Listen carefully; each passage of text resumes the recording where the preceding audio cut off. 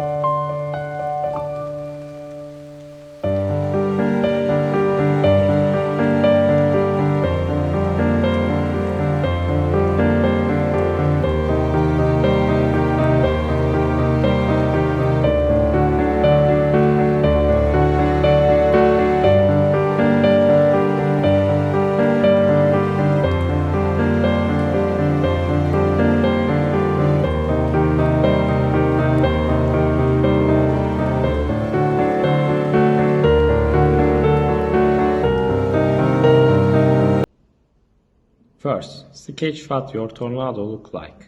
The sketch shows a funnel shape in the center of the water. The top is white, and it becomes narrow at the bottom.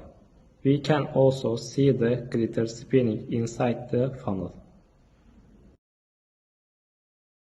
Second question. Describe the motion of the tornado you created. What happens when all of the water empties out of the upper bottle? The water moved very fast in a circle. It spun like a spiral. The spinning let air go up in the middle, and water go down the side. When all the water left the top bottle, the spinning stopped and the funnel shape went away. Third question. Why was it necessary to swirl the bottles? We had to swirl the bottles to make the water start spinning. The swirling motion creates a vortex, so the water moves in a circle instead of falling straight down. Without swirling, no tornado shape would form. Fourth question. What forces were acting on the tornado to make it rotate? The main force was the centrifugal force created by the swirl.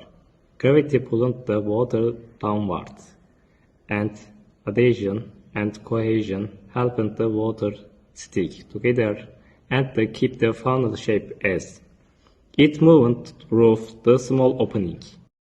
Fifth question. How is your butter tornado similar to a real tornado? How is it different? Similarity, both the bottle tornado and a similar tornado have a fast spinning center, called a vortex or funnel.